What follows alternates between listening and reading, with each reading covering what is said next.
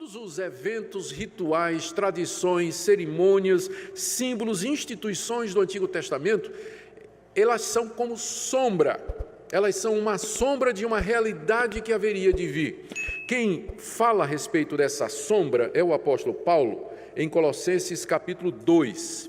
Ele diz assim, verso 16 em diante, ninguém, está falando para os cristãos 800 anos depois, ninguém vos julgue por causa de comida, bebida, dia de festa, lua nova ou sábados. Estas eram as leis relacionadas com o templo, com o sacrifício, com a vida religiosa do povo de Deus, com Jerusalém, com o tabernáculo, com o templo, com a casa do Senhor. Paulo está dizendo no verso 17, porque tudo isso tem sido sombra das coisas que haviam de vir, porém o corpo é de Cristo. Essa figura da sombra é muito interessante. Vamos imaginar, eu estou em pé aqui, e tem uma luz forte atrás de mim, vamos imaginar. E o diácono Fernando vai se aproximando de mim por trás. Eu não sei que é ele. Eu olho no chão e eu vejo o quê? A sombra de Fernando. Então ele vai se chegando, e eu estou vendo a sombra dele. Olhando a sombra, eu sei que alguém está chegando, e quanto mais ele vai chegando perto de mim, mais clara vai ficando a silhueta, o contorno. Mas eu não consigo saber a cor dos olhos dele, nem agora, é preto, né? Eu não consigo saber se ele é jovem, né? Se é feio ou bonito, isso aí eu posso dizer. E o que é que ele está vestindo? É sombra, é uma sombra. A sombra dá uma ideia, dá um contorno da pessoa, mas ela não me dá os detalhes, o conhecimento. Agora, imagina que ele passa por mim e ele está diante de mim. Aí eu estou olhando olho no olho, eu estou vendo Fernando. Eu sei quem ele é, percebo o contorno da sua face, os detalhes do seu rosto, o que é que ele está vestindo. E agora, eu preciso da sombra agora? Não. Eu tenho o corpo que produzia a sombra, o corpo chegou, a sombra passou. É isso que Paulo está dizendo aqui. O Antigo Testamento era sombra, era Cristo chegando.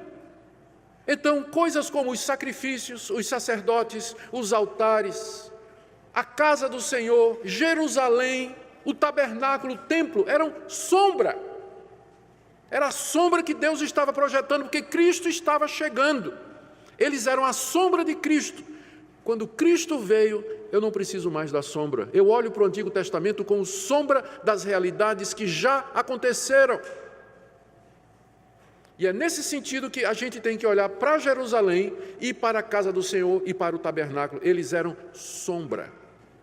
O corpo já veio, o corpo é de Cristo e ele já veio, por isso eu não tenho mais, por isso nós não temos mais. Jerusalém não é mais para nós terra santa, não é mais o centro religioso do mundo. O próprio Jesus disse à mulher samaritana, já chegou a hora em que nem aqui e nem em Jerusalém vocês vão adorar o Pai, porque o Pai é Espírito e Ele procura adoradores que o adorem em Espírito e em verdade. Não tem mais um único centro de adoração a Deus, como tinha no Antigo Testamento.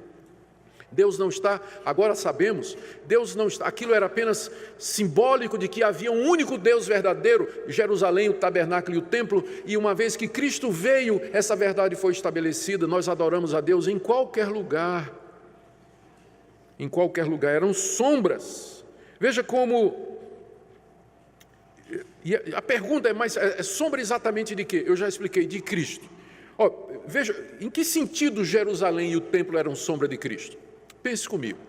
Primeiro, Jesus disse, uma certa ocasião, lá em Jerusalém, em disputa com os fariseus, destruam esse templo e em 3 dias o reconstruirei.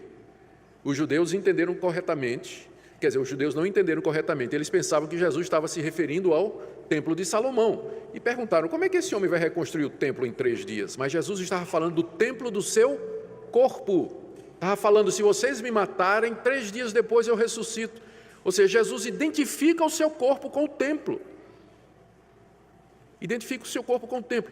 Quando ele está no Monte da Transfiguração com Pedro, Tiago e João, a nuvem da glória, aquela mesma nuvem que enchia o templo e o tabernáculo, desce sobre ele. E Deus fala, esse é meu filho amado, a ele ouvi. A nuvem da glória encheu o templo, o corpo de Cristo, porque ele é o templo. O templo apontava para ele. O templo apontava para ele. E por extensão, então, o templo se aplica a nós, porque nós estamos unidos a Cristo. Esse é o ensino claro, queridos, do Novo Testamento. Estamos unidos ao nosso Salvador. É o que nós chamamos em teologia de uma união espiritual. Ele é o cabeça e nós somos o quê? O corpo. Estamos unidos ao Senhor Jesus inseparavelmente. Por isso que a Bíblia diz que quando Cristo foi ressurreto, nós ressuscitamos com Ele. Quando Ele morreu, nós morremos com Ele. Quando Ele foi glorificado, nós somos glorificados com Ele. E essa é a base da nossa certeza de que seremos perdoados e salvos, porque estamos unidos a Cristo, a história de Cristo é a nossa.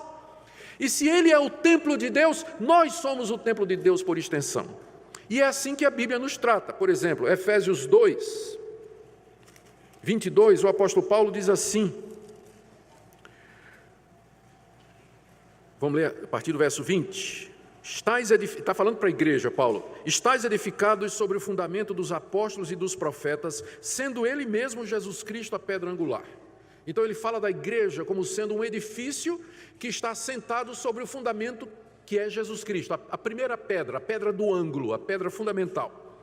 No qual, Jesus Cristo, no verso 21, todo edifício bem ajustado cresce para santuário dedicado ao Senhor, no qual também vós juntamente estáis sendo edificados para a habitação de Deus em espírito. Onde é que Deus mora agora? Não mais no templo de Jerusalém, mas Ele mora, Ele habita plenamente no seu Filho Jesus Cristo e, por extensão, naqueles que estão ligados a Cristo. É por isso que no Novo Testamento a igreja é chamada a casa de Deus. Ela é a casa de Deus, é na igreja que Deus mora. E quando eu falo igreja, eu não estou falando dessas 4 paredes e desse teto, não estou falando do edifício, eu falo do ajuntamento dos crentes, do ajuntamento dos filhos de Deus, daqueles que creem no Senhor Jesus. É nesses que Deus habita, e não mais em edifício em qualquer lugar. Eu sei que a gente, não é? A gente às vezes costuma chamar a igreja de o templo, mas a gente chama o templo só para lembrar que no Antigo Testamento tinha uma construção dedicada a Deus, mas a igreja, ela não é o templo no sentido em que o templo de Jerusalém era templo, porque Deus não habita aqui. Quando a gente for embora, Deus não vai ficar aqui na nuvem, não. Deus vai com a gente. Isso aqui só é santo enquanto nós estamos aqui dentro, enquanto a igreja está aqui. Se a igreja fosse reunir no shopping Flamboyant, lá vai virar o templo de Deus. Se a gente se reunir lá na praia, lá é o templo de Deus. Se a gente for para a roça, para a fazenda de alguém e se reunir como igreja, é lá o templo de Deus. Porque Deus habita no seu povo, nós somos o santuário de Deus. Veja ainda o que Paulo diz aqui, o que Paulo diz escrevendo aos Coríntios, capítulo 3. Se alguém destruir o santuário, verso 16, não sabeis que sois santuário de Deus e que o Espírito de Deus habita em vós? Nós é que somos o santuário de Deus. Essa palavra santuário que Paulo usa aqui é uma palavra grega, naos. Tinha 2 palavras para santuário na língua grega. Tinha uma palavra que significava o templo ou tabernáculo, e tinha a palavra que significava santuário, que era o santo dos santos, aquele local mais íntimo onde estava a arca da aliança com a lei. O nome disso era naos, e lá só quem podia entrar era o sacerdote, uma vez por ano, levando o sangue de um cabrito, né? Era o dia da expiação ou Yom Kippur. Paulo usa essa mesma palavra para dizer aqui para nós: vocês são o naos, o santo dos santos, aquele lugarzinho onde Deus se manifestava. Vocês são o santuário de Deus. Nós somos o santuário de Deus. Deixa-me dizer mais uma passagem aqui para vocês, na primeira carta de Pedro, para não pensar que é só coisa de Paulo. Na primeira carta de Pedro, ele diz no verso 5 do capítulo 2: vós mesmos, como pedras que vivem, sois edificados casa espiritual, para ser de sacerdócio santo, a fim de oferecer de sacrifícios espirituais agradáveis a Deus por intermédio de Jesus Cristo. Pedro compara cada crente a uma pedra viva, e juntos nós constituímos um edifício onde Deus habita. Nós somos pedras vivas que compõem as paredes, o teto, a base desse edifício vivo, orgânico, espiritual, invisível, onde Deus habita pelo Espírito Santo. Então isso é preciso a gente entender. E Jerusalém representa o quê? Está lá, no livro de Apocalipse, no capítulo 21, a visão do apóstolo João. Viu o novo céu e a nova terra, pois o primeiro céu e a primeira terra passaram e o mar já não existe.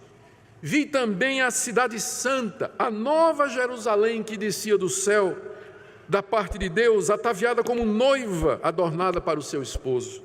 Então ouvi grande voz vinda do trono, dizendo, se referindo à nova Jerusalém, eis o tabernáculo, o templo de Deus com os homens, Deus habitará com eles, eles serão povos de Deus, e Deus mesmo estará com eles, e Deus lhes enxugará dos olhos toda lágrima. O que é que Jerusalém representava? A igreja na sua glória, a nova Jerusalém, o tabernáculo de Deus, quando no novo céu e na nova terra Deus vier para estar conosco e o povo de Deus vai estar com Ele para todo sempre, Deus vai estar entre nós, é isso que Jerusalém representa, a igreja na sua glória. Agora estamos prontos para dizer o que é que esse salmo, então, em que é que ele se aplica para nós hoje. Primeira aplicação, se você quiser fazer uma peregrinação para Jerusalém, pode ir. Deve ser maravilhoso você andar pelas terras bíblicas, mas por favor, não traga um vidrinho da água do Rio Jordão, pensando que aquilo é santo. Não traga uma raspinha do muro da lamentação, pensando que você está trazendo pedra de um lugar santo. Não traga o vinho feito com uva do Monte das Oliveiras lá ou qualquer outra coisa, pensando que aquilo ali é mais espiritual e que a Santa Ceia só pode ser celebrada com vinho feito com uva lá dos cachos de Jerusalém. Não vá no monte, no muro das lamentações, colocar um bilhetinho, uma oração, e colocar lá entre as pedras, como os judeus ortodoxos costumam fazer, e de vez em quando eu vejo na internet, pastor evangélico fazer isso lá no Muro das Lamentações. Não faça isso. Não peça para o pastor usar quipá dos sacerdotes, ou usar uma estola sacerdotal, não peça para eu trazer a arca para cá, não peça para a gente celebrar as festas de Israel, porque tudo isso era sombra, gente. Já temos a realidade que é Cristo. Eu não entendo porque tem evangélico correndo atrás de judaizantes, gente querendo reintroduzir na igreja as práticas do Antigo Testamento, que era sombra. Fizeram até um templo de Salomão lá em Jerusalém, que tem levita, inclusive. Tem arca, tem tudo. E o povo vai. Essa é a primeira lição para nós. O culto cristão, ele é espiritual, ele é simples. Ele não tem esses rituais, todas essas cerimônias, mas ele é simples. O evangelho é simples. Segunda coisa, você deveria se alegrar pelo privilégio que você tem de fazer parte da igreja de Deus e cultuar a Deus juntamente com os irmãos. Que grande privilégio, é a alegria do salmista. Da mesma forma que ele se alegrava por poder ir a Jerusalém, para a casa do Senhor, todos nós deveríamos. Está chegando o dia do Senhor, domingo, que coisa boa, que deleite, eu vou estar lá com os meus irmãos, cantar louvores a Deus, vou ser instruído na palavra de Deus, vai ser um momento de renovação. É um privilégio que Deus tem dado a vocês, a nós, podermos cultuá-lo livremente, com tanta frequência, na frequência que quisermos.